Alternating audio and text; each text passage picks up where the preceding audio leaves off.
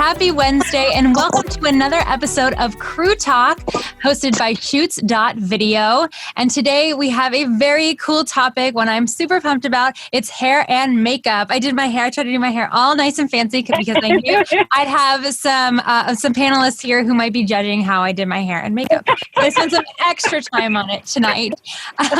So hello to my three panelists today. It's very good to have you with us. And I hope you're ready to dive into the world of hair and makeup.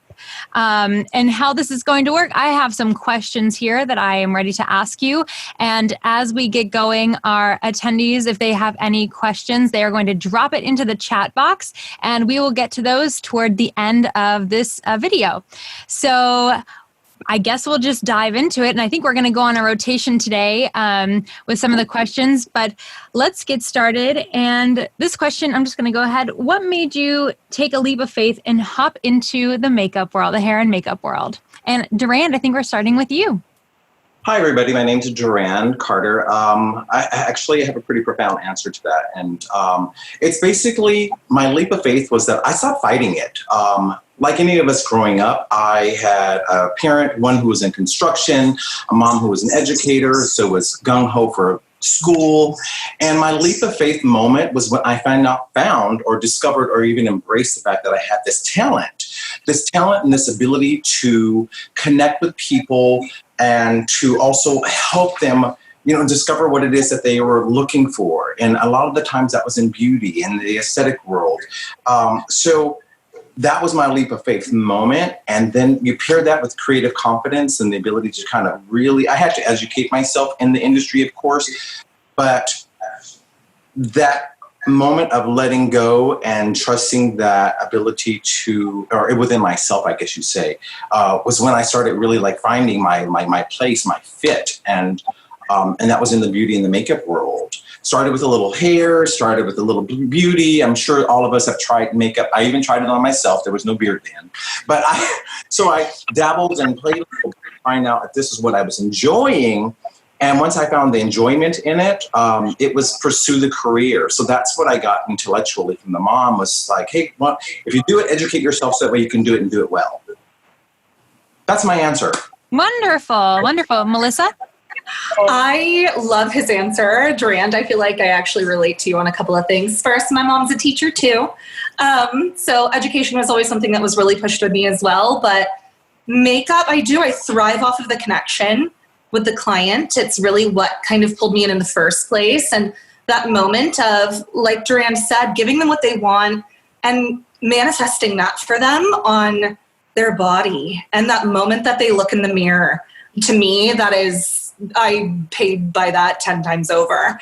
I've always been somebody that's been really creative, and I like to create a story, and makeup is something that really helps me to do that too. So makeup is just such a manifestation of being able to bring my creativity in the world out. And yeah, if you're passionate about it, then you educate yourself and build a career. Wonderful. Chris? I love that answer, guys. I love it. So I would say what helped me or made me take that leap of faith was honestly the universe. So a lot of times I was kind of like fighting it. I was in makeup when I was younger, around 21. And then at 26, I had my first daughter, and then I had my other daughter. I got pregnant again when she was 3 months pregnant. So in that time, I paused on makeup and I tried the whole stay-at-home mom thing. I even got back into the service industry, and it was just kind of like I felt like I was just pushing against the ocean waves, and then it just kind of clicked in my mind to just turn around and go with it. So I really felt like that passion in my heart to get back into this the industry of makeup, and I freelanced for a little bit, and then I decided I didn't want to sell makeup anymore. Where very rarely I actually did makeup, and the more focus was selling makeup.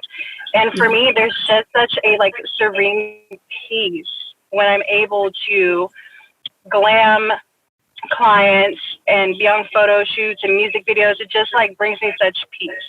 So I honestly feel like what led me to that place was the universe. So I'm very, very grateful. Lovely. So Duran, you mentioned education. And so and all three of you can touch on this. What did your education look like to get into hair and makeup? Well, I kind of took a different route. I started out with my college career, which was nothing to do with makeup, but it was about business. And this was going to apply later on because I wanted to get a business degree.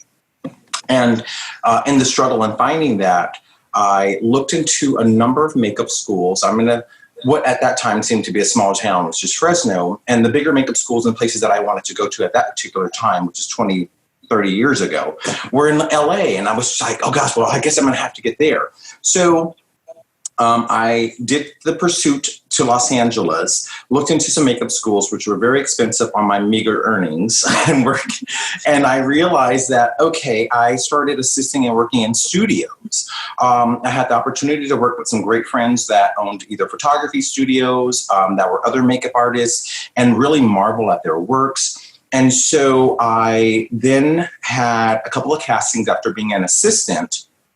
We were doing photo shoots in these really tiny, small studios, and everybody was trying to make it. So I then discovered that, okay, I have got to get my cosmetology license because that's going to be at least something that's going to secure me. And so I did that. I did cosmetology. After having cosmetology, then my beauty, I thought, boy, I'm going to make some money doing some hair. And suddenly my drawback to beauty became even more powerful. I, at one point, worked with Redken and L'Oreal. I went on tour with them. And that was, a fight or flight. I got to work with some brilliant artists that were also sharing their education and their knowledge, helped to fine-tune my works. Another was the Chanel makeup artistry team. I traveled and toured with them, and that gave me a bit of knowledge as well. Now, mindfully, that didn't mean that I didn't get any education or as far as like certifications. Each step along the way came with a certificate or a certification or a branding from a brand line. There were numerous lines that I worked with in the department stores as well that give you specific knowledge on their lines. And so that gives you a certificate. So all of these things compiled really became an educational Groupon, if you will. So it gave me a lot of knowledge in that sense. Melissa? I got my bachelor's first too, textile design and merchandising. So went that route. And the entire time I put myself through school by working at Counter. Grew with a few different cosmetic brands that gave me a lot of education and training. Went back, got my Cosmo. And that, we just do things backwards. It's okay. And became a trainer for some brands as well. And so I had a lot of out in the field on client learning. And then from there, same thing, really assisted under some fantastic artists in the LA area and learned a ton and finally got to a place where I branched out on my own. And the thing I think about makeup is that you're constantly learning and evolving with it. Education never stops as long as you let it continue to come. Technique is always evolving. Product is always evolving and what that lends to it. So I feel like, the education never ends, but that's how I got there. What about you, Chris? I gained my very first pieces of knowledge about makeup from YouTube and from a lot of like the YouTube gurus, makeup gurus. And then that's honestly when it sparked that passion in me. But then from there, I learned through Sephora and Nordstrom's, and as I freelanced through different brands, that's where I gained different techniques. And just like you said, Melissa, it's forever changing, And so I gained knowledge, honestly, every aspect, every set, what works, what doesn't work. But a lot of it was just from YouTube, to be quite honest with you. And then, of course, at Counter. Wonderful. So, in the world of YouTube, you can find just about anything. And a lot of it, I know if you go on my YouTube page, like the videos that are suggested, a lot of them are makeup tutorials and videos like that. So, and you can learn a lot. As you said, you can learn a lot. So for somebody who wants to get into it as a career in 2020 and moving forward, is it okay to just have your education come from learning via YouTube and things like that? Or do you have to have a license nowadays?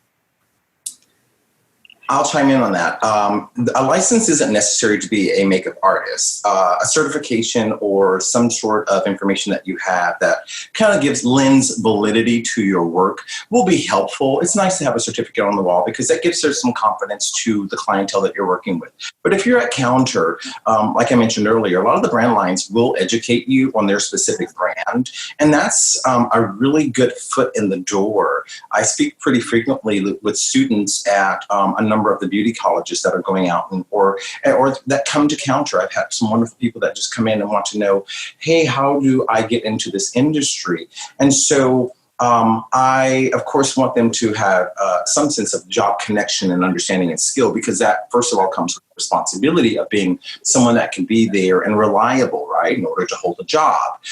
So they want to have that key piece in their belt. And from there, the artistry aspect and the skill set and the confidence and the comfortability of utilizing a brand line will come from a brand. Done education in Sephora stores. I also was on the artistry team for Chanel. I'm a tenured management with the Chanel artistry team and a special lease group within their company. And I have to think back to when I once dreamt of working for that brand, and someone said, "Hey, kid, I'll give you a shot." And I said, "Okay, well, I'll take it. You know, do you want it in the arm or the butt?" You know, it was like, "I'll take the shot." Get it? Okay, there's my humor. But anyways, I loved it.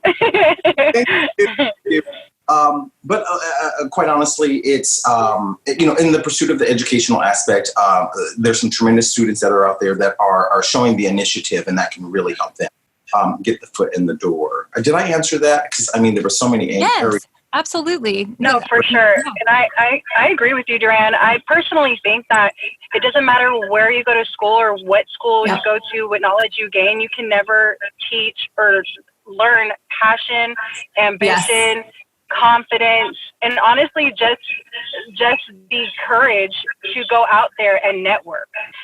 So those are things that you can't teach. And for me, although I don't have a license or a degree in what I do, I have all of those things, and there's no fear within me in pursuing this. Like, I will take every single chance and shot.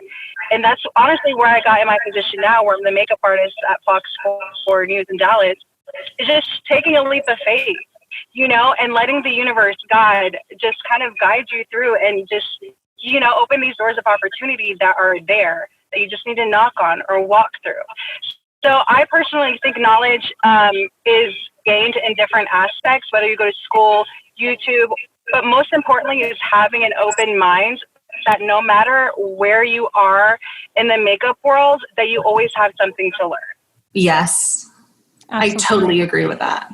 And touching people all the time and getting creative and experimenting and realizing makeup is not permanent. You can wash it off if you mess it up, Yes. So many things you learn by just picking up your brush and trying it. Yep. That's great. So talking a little bit about your kits, how do you build your kits and what makes them unique and different with different types of products and things like that? This is a very interesting one because in the experience of it all, there's it depends on your niche and also knowing that. So if you're going to show up for, let's say, for example, wedding or bridal makeup or just beauty makeup, then you're going to need your beauty items in there. You're going to need a little sparkle. You're going to need a matte. You're going to need what's on trend, and you want to tailor your kit for that. I think.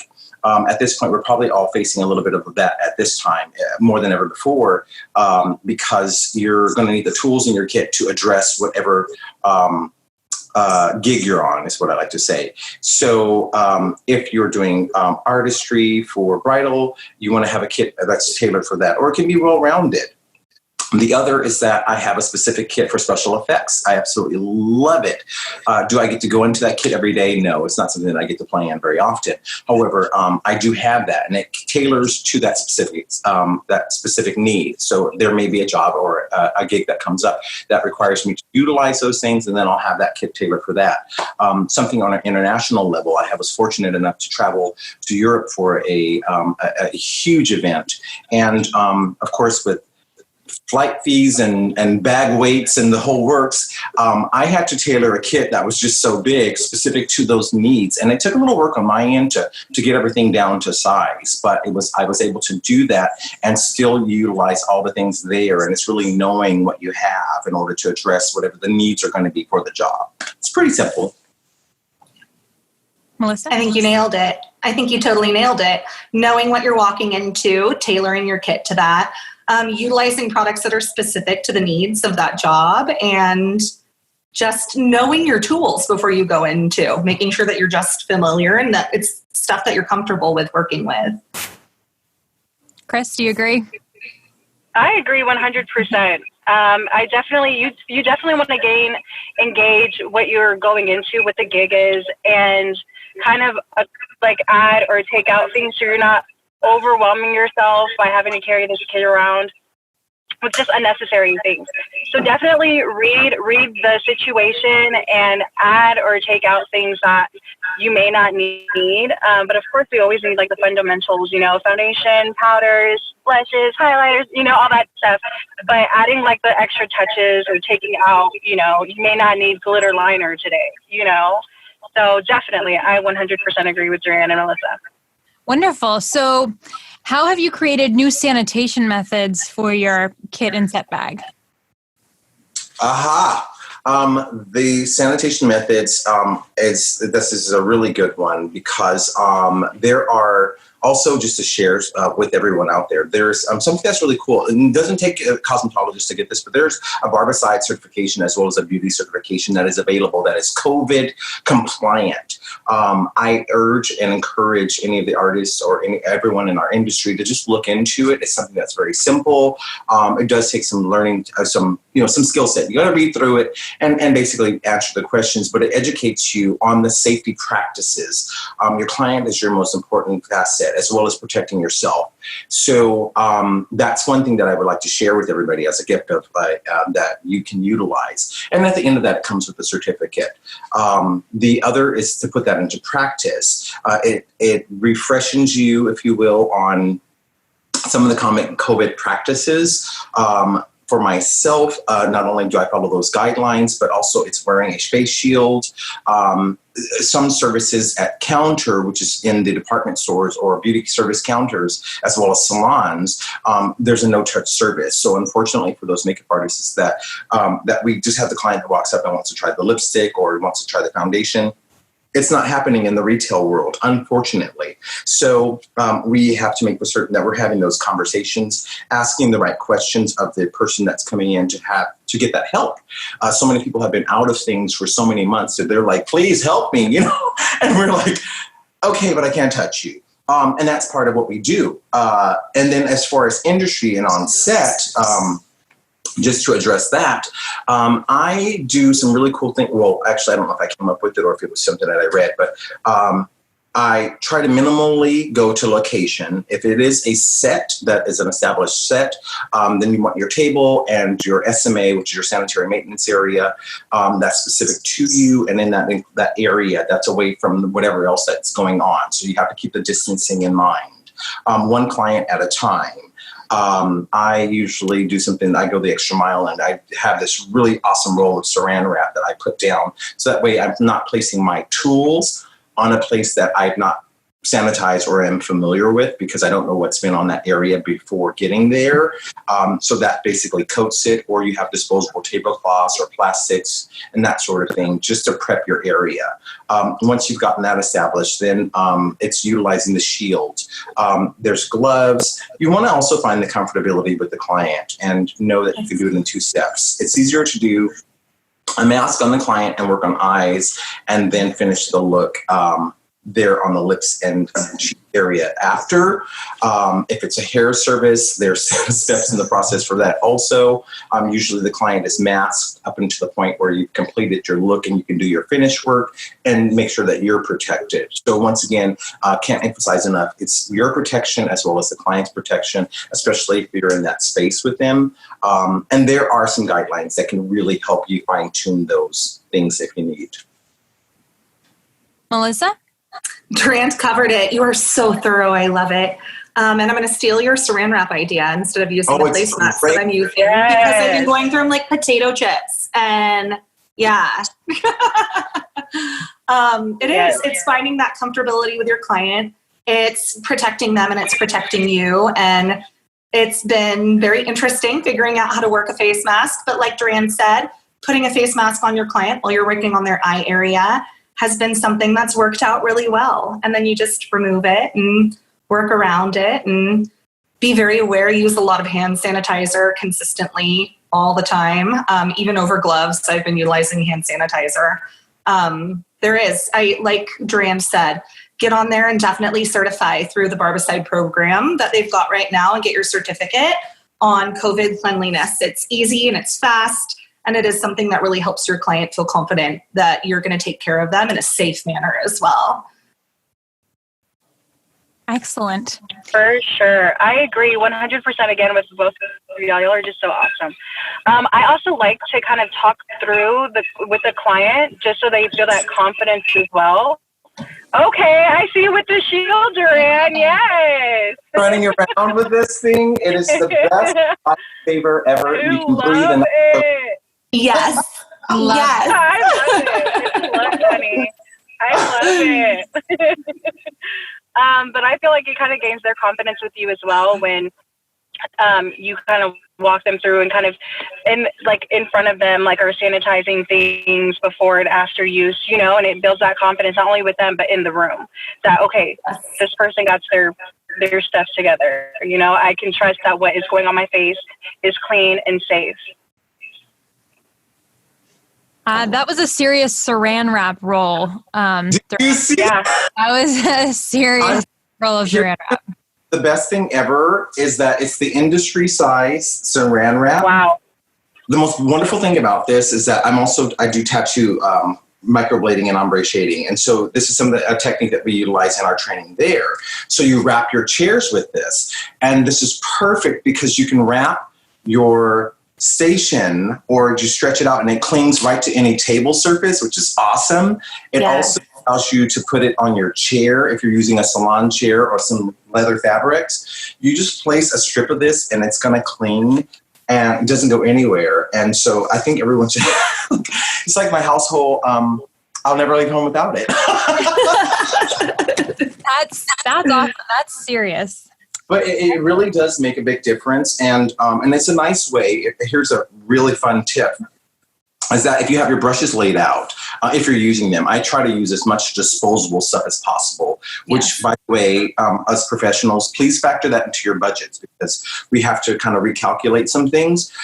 But you can easily fold the saran wrap and it'll protect your things from anything that's airborne that may possibly land on it. So while you can open it up and get your things and not have to worry about like it being in a specific box. It's kind of a really fun thing to do. You're full I love that. Good tips. I and do too. advice. I'm so stealing that. Yeah. So what are some important things you need to know before you get on set? I guess before going on set, you'll usually get that production call or the call sheet beforehand. Make certain that you're taking a look at that. Ask all of the questions. There's no question too big or too small or too strange to ask because that is going to better inform you. What are the questions that you ask, just so people know like what they should be asking? I first and foremost, I always ask for headshots.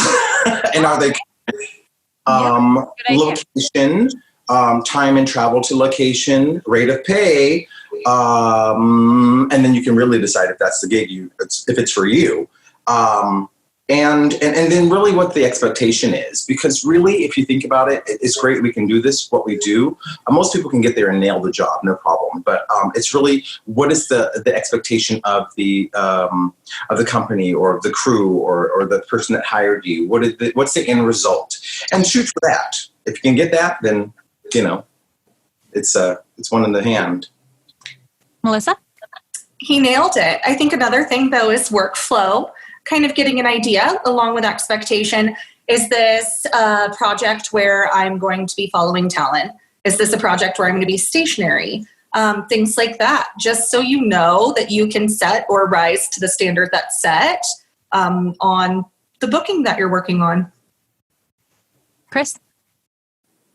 Honestly, I have nothing to add. Melissa and Duran got it. So once you're on set, how long does it take to become camera ready? Oh, that depends. You want to know how big is the head? Right? And how many sets of extensions are we putting in? Yeah, and it really varies. You know, we've all had that hurry up and wait moment, which is great. Nothing against that. I think those are like when you really feel good that, you know, you've gotten the job done and you can like at least relax a bit. But it's anywhere from after setup, which you want to be there beforehand to be properly set up in order to work effectively. And I always want to factor that in. Like, I need to get there and unpack and breathe for me, because, you know, the talent, I would much rather they float in than me come flying in and try to catch up, because that doesn't look professional. Not that I haven't been there, but, you know, it's a different place now.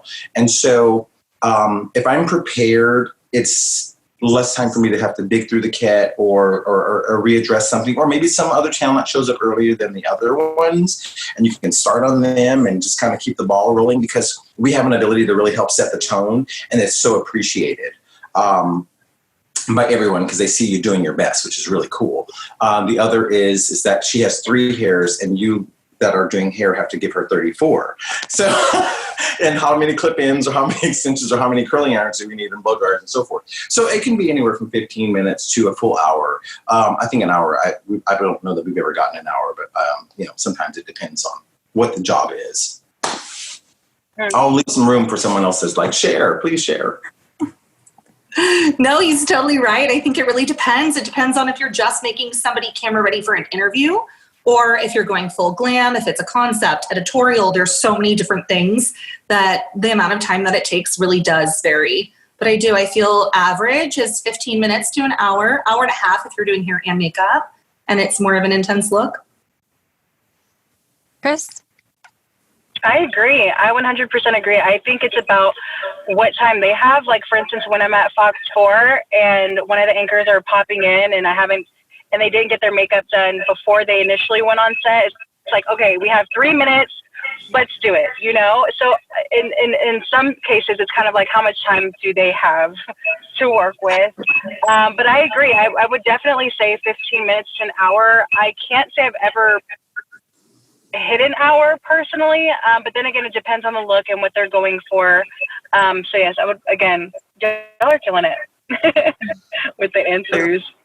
Chris, I think you have the challenge. If you're at a television station, you're so right. I know that anchor or that person that comes in and they like have given you, they really are windblown. Is that what it is? Yes. Yes, it's kind of like they have the thing in their ear and they're like, oh, I have to go right now. I'm like, oh, wait, let me powder you. Wait, let me dust this up. You know, so I'm following them out of the makeup area, like with the powder, like just waiting till a commercial comes back on so I can get in there and kind of finish everything, you know? So yes.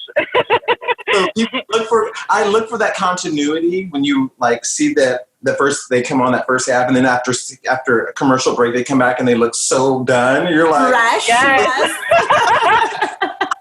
Yes. For sure. I'm horrible to watch TV with, Simone. Did you see that?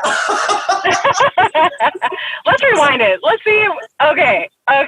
They look a little more awake right now. Yes.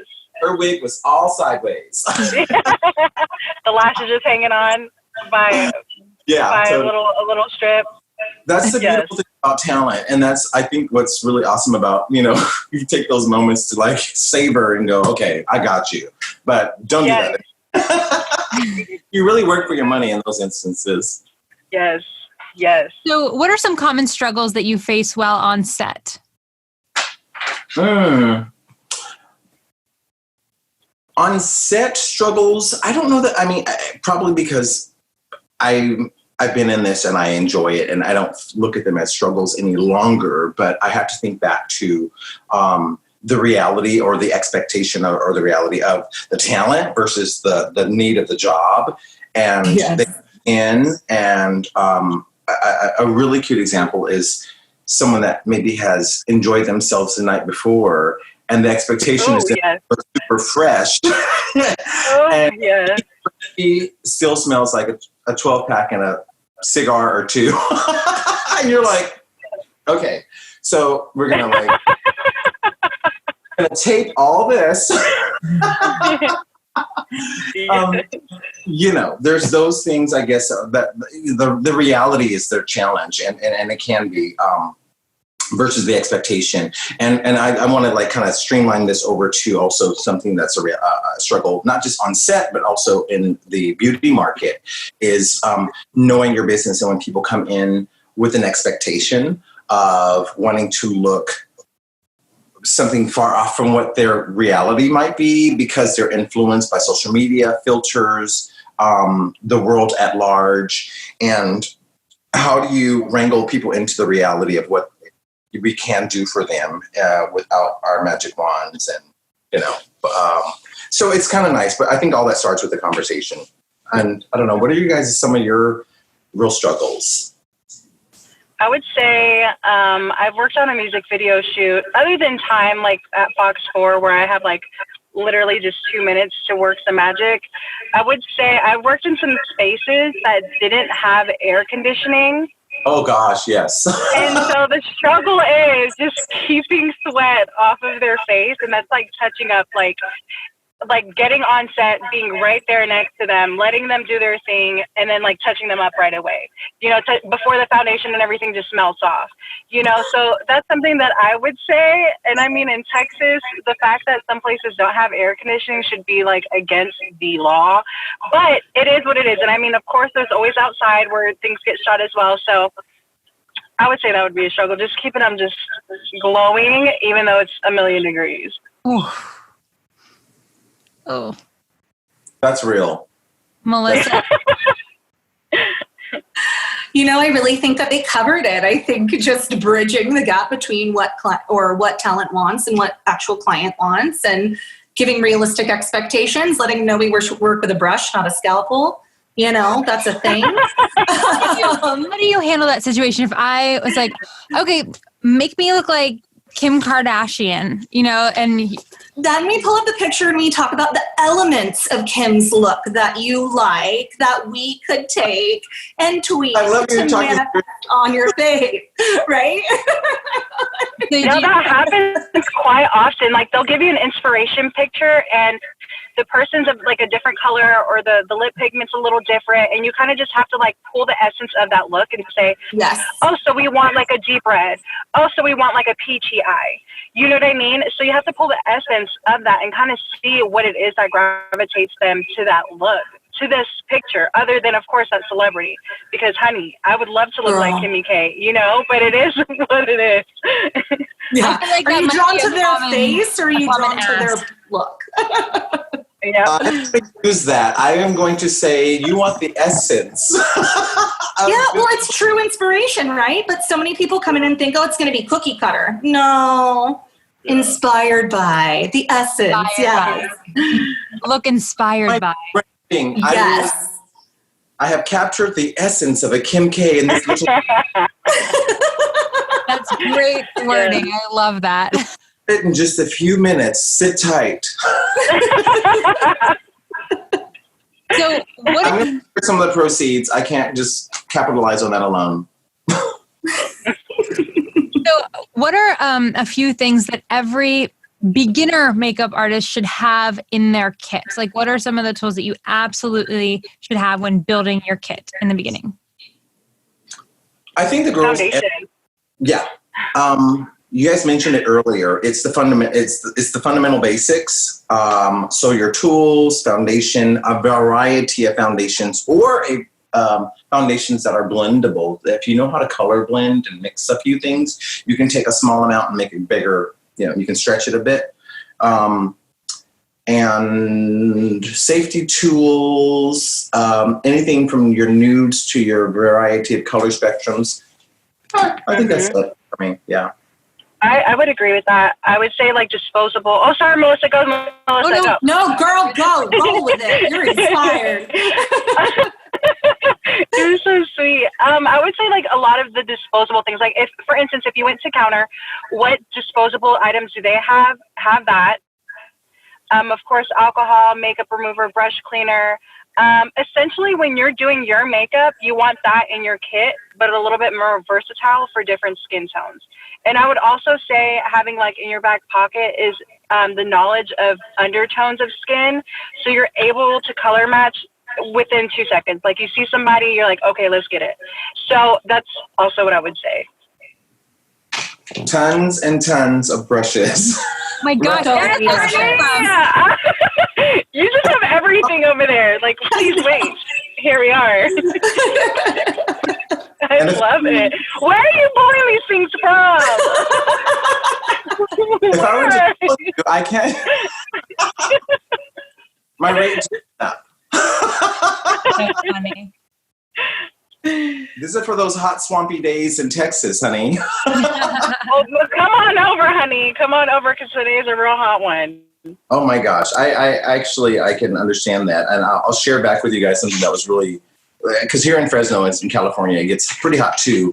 It doesn't go from 0 to 110 like it does in Texas. I've experienced that, but we sometimes get the humidity. And I did this amazing person who was her wedding, and we went to do photographs. It was beautiful. We were in an air-conditioned, controlled environment until we got to the park to do the photographs. And they watered the grass the night before. Oh. So all of the humidity came from beneath.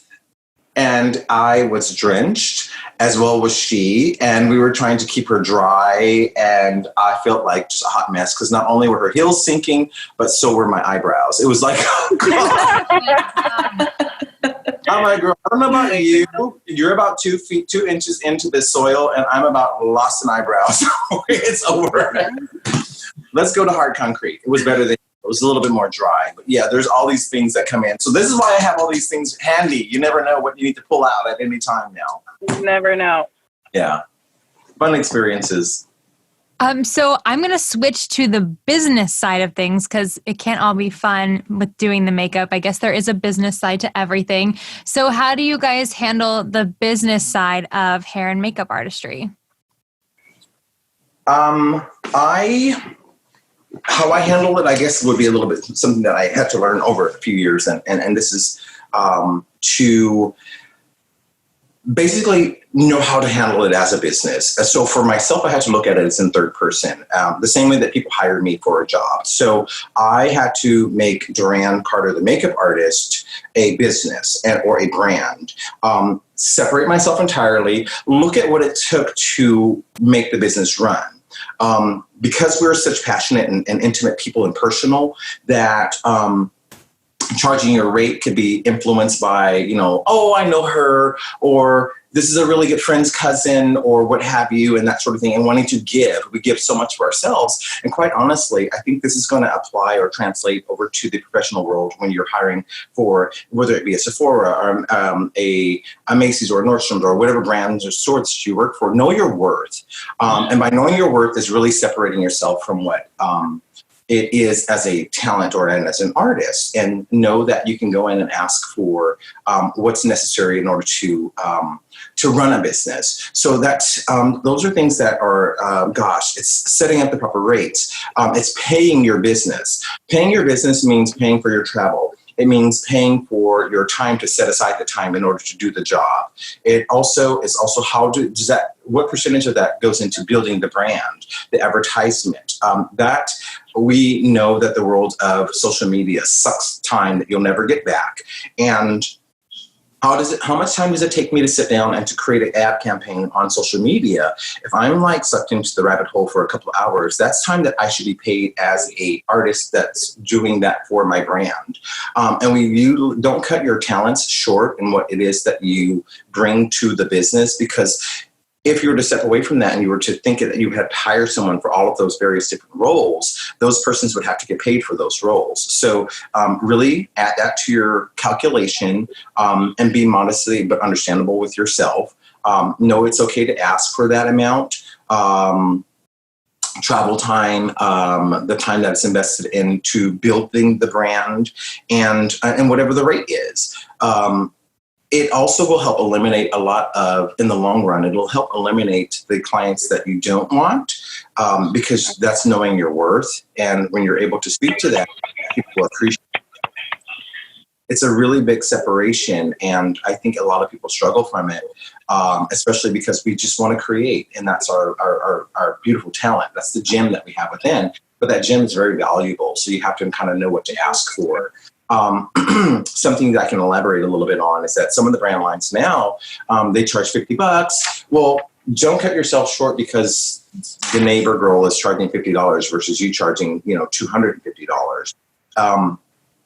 You may not want that client because she's going to come in and say that she wants something that's unrealistic of your niche, and of what your worth is and what your value and what you're giving. So like, there's just so many facets, but look at it as a business, start building the brand early and really capturing that, because it'll make such a difference if you can look at it as a separate entity than your personal energy entity that you put into it. That is all very, very great advice. Melissa, do you have anything to add to that? No, I think, Durand, you're just killing it. I think making sure that you allot every piece of time that you spend on your business is an investment. And so it's so important that you do factor that in when you're setting your rates and that you do stick to that. I'm a person that's emotionally charged, and all day long, if I know you, I would give you a discount here or here. But up here, you've got to draw a line, and it ends up attracting the clientele that you want to work with, which is ideally your end goal. Chris? I definitely agree. I think the business aspect is always a struggle for creatives because, like I mentioned before, like when I am doing makeup, I feel like I'm at complete peace. Like, this is my purpose in life. Like, I just feel like I'm glowing from within. And then the fact that I get paid for it is just like the cherry on top. But it's something that I have struggled with. But like Durand said, definitely know your worth. And think of it like if someone would go to Target and buy something, they wouldn't sit there and like negotiate and say, yes, can I get it for this? No, so the same thing with you. Obviously we are not Target, honey, but still you definitely want to hold on to that worth that you bring to the table. And again, like Durand said, we are gems, and definitely that should be the highlight. A little pun there. I got it. Wonderful. I think if I might say, I said this earlier, and not to just repeat myself, but I have been sharing this, and if this is one of Durand's tips, or if I found it somewhere else, hey, it's been the best thing to share with people, especially persons that are new into the industry, or even some of us are struggling. It doesn't have to be the starving artist. And some of us look at people that, or other artists that we know in the industry that have created an entire wealth system for themselves by branding. And that doesn't matter the value of your education, your certificates, your time span in the industry. So this artist has come from who knows where, of YouTube or Instagram or TikTok, and suddenly they're making millions, and we're like, what? How do they do that? That's the best question to ask, is how did they do that, and how do I do that, if that's what you want? Because, being a beauty artist just may be what you want. But if you want bigger aspirations or bigger dreams, then look at it as a business, because that TikTok is a business, and they found those little things to set it up and form a brand. We are a brand. Whatever your name is or whatever your handle is your brand. Stand true to that. The slight separation of personality versus the being of the brand or the entity of the brand has been the most helpful thing for myself, because I can look at it like a crazy person, a third person, or whatever you want to call it. But I can look at it and say the brand needs to, or I have to, it's got to get to this location. The brand has got to get to spend this much time. The brand has to, not what Durand, I'd give my shirt off my back if it wasn't the one that I wanted anymore. But we give so much, so you really want to be able to say, this is what it is. And it really removes you from that. Yes. That awkward personal place. Yeah. Yeah. Okay. So, fun question. What is your favorite or the best on-camera foundation and setting powder? The two products, I guess. What's your favorite? Oh my gosh. I'll let someone else go first. Okay. I'm like, for what skin texture and for what purpose? There's so many things. Let's say full coverage. That's an inside tip that'll cost you. Don't give it away. Will we gain a sponsorship by saying a certain brand? Maybe, who knows? Anybody? I would have to say Makeup Forever, their HD foundation is really, really, really beautiful. It's lightweight, but still full coverage. And it's so diverse. That's my little baby. That's my go-to. Danny Sands, the creator of Makeup Forever, is going to love you. Girl, call me! Call me! Yeah. For me, I have, makeup and setting. Some of my makeup doesn't always need to be set, which is kind of cool.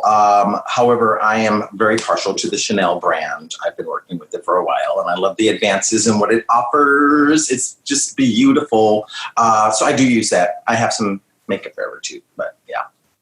Thanks, Melissa. You know, Laura Mercier's got a great translucent powder that I feel like is really versatile. Yeah. Love it. Love it. Universal. It's so universal. It works for anybody, kind of works for any situation. Yeah. Use it for so many different things. You can have a matte lip right there with the powder. Boom. Yep. Boom. Give me some boom.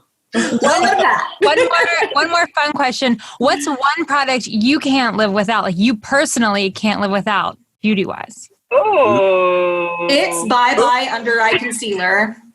I got 3 kids. Yes. I have to say, no. What did you say, Durand? It's probably going to be concealer. Yeah. Concealer. Chris? Concealer? Just I'm one. trying to think. I know, just one. That's the hard part. I love mascara, but my brows. But you know what? I'm gonna go with like a light CC or BB cream. Okay. Because without makeup, I have like some redness on my face, and so just having like a little just one color, you know. So I would say a nice little light CC BB cream. Have you played with Hourglass's hyaluronic? Little illusion? I'm honestly so obsessed with the IT one, with the IT CC. Okay. Cosmetics, yeah. If you want something with a little bit more luminosity to it, just play with it. Next time you cruise through Sephora. Yeah. I'm obsessed. Yes. Yeah. Love it. I'm going to try it. And I'll let you know. I'm going to plug this one too. So the Corrector de Chanel. Right? That's true. I can. It's just like, it does things for you. Right. But sunblock forever. Sunblock. Yeah. Yeah. So we have a question from Doug Morris. Hi, Doug. We're glad you're here with us today. As a TV art director, I often find that a successful makeup artist not only provides makeup skills, but could often provide the actor with confidence in their appearance. What specific techniques can you apply to have the talent feel relaxed in their role or character? That's a really good. I love that question. And that for me, which is one of the things, being there and being present and making the connection in order to. It's the best thing. Being present in the moment. And malleable, and not making it about me, but understanding that I'm there to serve that talent or to serve the job. I just like to be open and just kind of help out. Like, how can I help someone else feel better today? Type of situation. Yeah, I absolutely love that question, Doug. For sure, I love it. I think as makeup artists, we're also kind of like therapists, if that makes sense. Like, I can't tell you how many times I've heard so many different stories, and I'm just providing, you know, whatever advice I have or whatever 2 cents I have on it. And it just like really just releases that for them. And at Fox 4, like whenever we have guests, I definitely like to talk to them like, oh, so what are we going to talk about today? What questions do you have? Can I get you water, coffee? Just whatever will kind of just like bring them that confidence and kind of like get them right before they get on air, like all their ideas and thoughts and what they want to talk about right there. So that's what I would say. We're just therapists. Like, I'm here for you. What do we need? Melissa? It's true. It's about talking to them. I mean, really, at the end of it, just never have that awkward silence in your chair unless you've read the situation and it's deemed necessary, of course. But talking to them, connecting with them, making them feel comfortable when they're with you is going to take a lot of tension off. So by the time it's time for them to go and turn it on and whatever they're doing, they're able to do that. They're in that right mind space for it. Excellent. So one last question here, unless we have anybody else who wants to pop into our chat box. How can clients find you for your job? You can plug your socials here if you want, your website. But what's the best way for people to find you? I'm booked through Durand Carter. Oh, my IG handle is Durand Carter, MUA. On Instagram. I am also a YouTube person. I don't know. Better to just Instagram me, DM me, or call me direct at 559-977-7340. I love it. Chris? I wasn't ready. So my Instagram handle is makeup_by_Chris Michelle. You can DM me. There's also a little book button that you can click and book with me as well. Awesome. You can go to our website, www.alldolledup.hair-and-makeup. It is a mouthful. I actually have a team of 23 hairstylists and makeup artists that specialize in print and film and really anything photo related. So we're lucky. We've got a really cool, diverse team. I'm the girl on the other end of the keyboard. So you can say, hey, Melissa, if you want me specifically. But yeah, hop over to our website, or our bridal Instagram is alldolledup_NorCal. Our social media manager makes us stay very much within the bridal realm there because she believes in keeping things diverse or living in their own little bubbles, but you can DM us there too. I did check out your website. It is adorable. It is so cute. Thank you. Well, thank you three so much for coming and talking with everyone this evening. I learned a lot, as I'm sure everyone else did. And thank you for sharing your knowledge and all of your tips and the huge roll of saran wrap that we can go out and buy, Duran.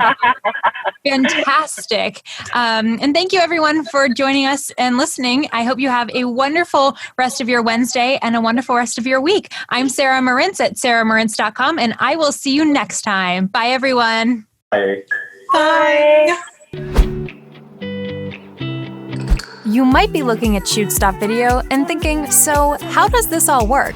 Is this about A, setting up the whole crew for me, B, just giving me options and having me handle it, or C, something in between? Well, it's D, all of the above. To put it simply, we're here to help you in any way that we can to get the crew and talent you need for your next production. We believe that every level of video production can benefit from a well-maintained list of qualified crew members for every position. This goes for pre-pro, on-set, and for post. Every project is different, so if you need a producer to help manage the decision-making process, then we can totally do that. If you're already a producer and want to build your own crew from scratch, then go for it. We're here to make your next production a success. And if you are crew or talent looking for producers that want you, then you've come to the right place. Sign up now, and also leave a referral for any solid people that you know that are already on here. Thank you for considering Shoots.video, and happy shooting!